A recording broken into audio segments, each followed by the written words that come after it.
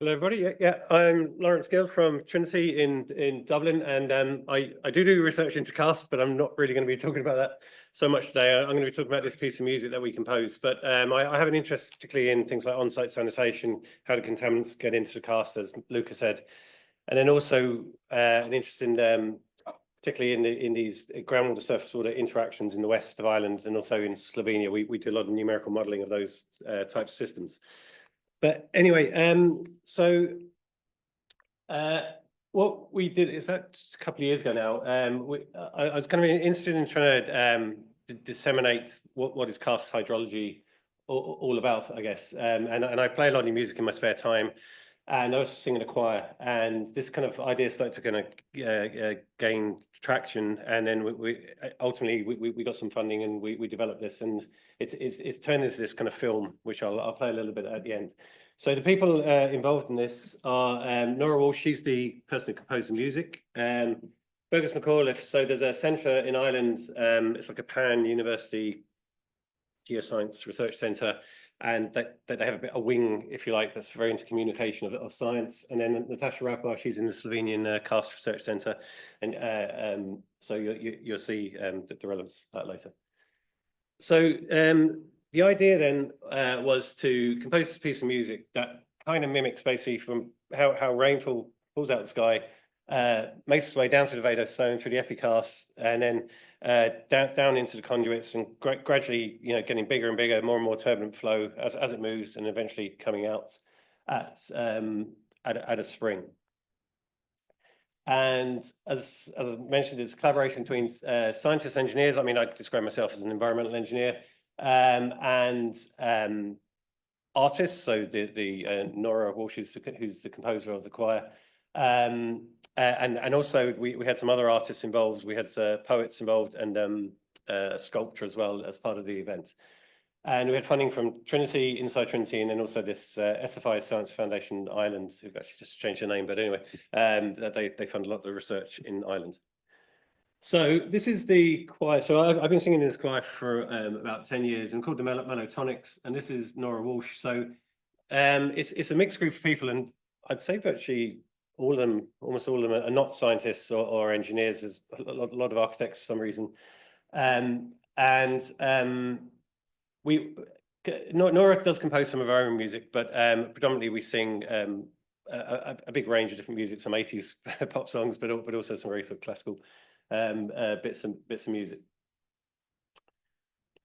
So when I came up with this idea, the first thing that we wanted to do was engage the choir and Nora, because, like I say, none of these people really had any knowledge about what Karst was, despite living in Ireland, where we saw, about 50% of the land is underlain with Karst. So we spent some time taking the choir and also Nora to the west of Ireland, particularly to the Burren, and showing different kind of Karst features, different landforms. And then we also took them into a cave, to experience cave. And it's not a tourist cave. This is a cave where you have to kind of crawl through, proper, in a cave where you get a bit wet and muddy, etc. And so it was all good fun. And we camped on, this is on the Atlantic coast here, on the edge of the Burren. We're not supposed to camp, but anyway, we camped there, and you see a lot of kids came along, so it was good fun. So this is the cave we went into, and went in that way, came out this way, and so Nora's kind of testing out different acoustics inside this cave, went into slightly bigger caverns, smaller caverns, etc. So she was sort of generating ideas. In this particular part, we get these very distinctive scallops on the side walls, which I'll come back to in a minute. So somebody in our choir, she's a full-time sculptor, and she's produced as part of the event. She produced a sculpture that somehow invoked these scallops. So anyway, so the piece itself then, it's composed of 6 choral parts, so 6 different kind of voices, and the idea is it expresses, first of all, the kind of rainfall falling onto the ground, percolation through the subsoil and then into the epicast, more laminar flow, and then gradually getting more kind of turbulent as it combines together into larger and larger flow paths into the conduits and the convergence of the network. It's also at points of time, it's supposed to capture the stillness of more open caves, more kind of stagnant water. And then at the end, as you'll see, I'll play a little bit at the end, we break out into the open area at that spring. So there's different aspects to the piece. So I helped Nora with the structure and the words. I mean, she composed the music, but the process of the water, as it were, we kind of worked together on. And I gave her a lot of papers on Karst, and she also read up about some of the Karst lexicon, which she was kind of fascinated about all these terms that we can take for granted, I guess. And she's kind of combined them together in conjunction with me to try to make some sense of the piece moving forward. So these are the words, and I mean it's kind of like a time series, as it were, going through, but there's also some maybe more random, not random in terms of Karst, but words that maybe don't quite fit with the exact moment that the water is flowing through. So, but I'm sure you'll kind of recognise a lot of these different words associated with flows through Karst systems. So at the beginning, we're talking. At the beginning of the film, we're showing the Karst plateau of the Burren using a drone, and Slieve Elver. This is one of the main mountains on the Burren. And we come through, and eventually we come out here to this spring at the very end. So I'm going to put some musical notation up here just to kind of illustrate how the piece works. But some of the kind of features are that that Nora's kind of incorporated into the piece are that gradually the kind of pitch of the music is dropping as you move through the piece, thereby simulating the flow due to gravity moving down.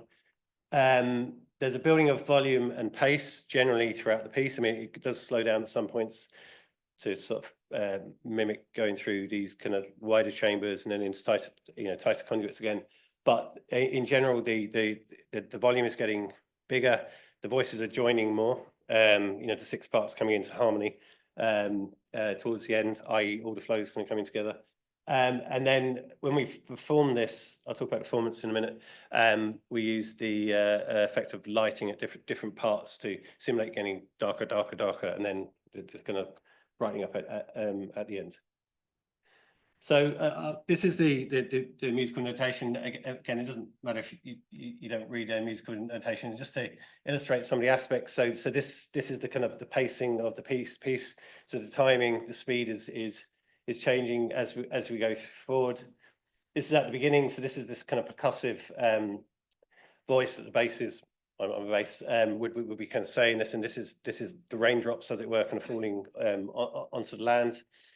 So again, just showing how the speed, the tempo of the music is changing as we move through. This is the bit where it drops down into cave system, and then with the lighting, we kind of drop the lights when we're performing it to kind of get that effect. Again, the change in the timing. This is the bits where the lights go. We get as dark as possible, and then this is where all the voices kind of come together. And so I'm only going to play a bit of this, but which is from this point onwards, really. But if you watch it from the beginning, it's quite kind of climatic moment, I guess, when all the voices finally kind of converge. So the bit I'm going to play at the end here is from this bit forward towards the end, and so this is showing. See, we're all kind of singing the same thing in harmony, and then ultimately we come out at the end at the spring, and it's got faster and faster and faster as we go. So the first time we performed this, it was part of a kind of a wider event called Inception Horizon, which was where we performed this in. This is the building I actually work in, and the culmination of it was singing the piece of music. But we also had, this is the work by the sculptor, and we had geologists giving talks. We had you know, it was a mixture of different talks, videos, etc., and then it built up to us singing at the end. So yeah, this is some of the different stuff that was going on, and we had these different kind of projections onto the wall. So you can see the different projections, all linked somehow to Karst. These are some time series and machine learning models. Wavelet analysis I've been doing on some springs, but equally some different vegetation on Burren. And then this is us performing the piece, and we play. As I say, we play around with the lighting as we move through the piece. Now we then, following that, there was an opportunity. UNESCO run an Earth's Futures film competition, and we took a film crew into a couple of caves in the Burren and mixed footage from us singing it here and down in the Burren to make this film. And the film, it did very well. It came third in the competition, which I was very proud about. And I'll play a little bit of the film just at the end here, but there's a link, that's freely available, and you can watch the film. And then the final thing we did is that because I work quite a lot in Slovenia, they were very interested in this piece of music, so we all went as a choir to this cave in Slovenia called Zupanova Jama, and we performed the piece in the cave. So there's Nora. I play the pipes as well, but I composed a piece of music that's also somehow linked to Karst, but it's definitely not as good as the choral piece. So that was a great trip, and we all enjoyed it. But we also very much, I was talking about Karst in Ireland to the audience, and there was a good, kind of sharing of knowledge between the different countries. So that's a link for the film. But I'm just going to play. So how do I play? Can you play it?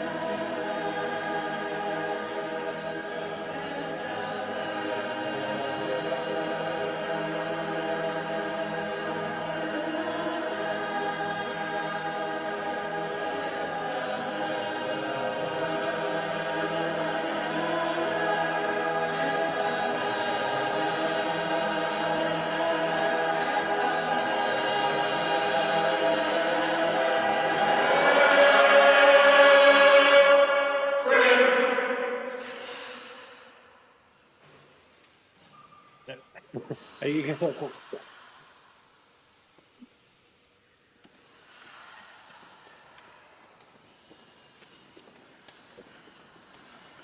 You can stop it now.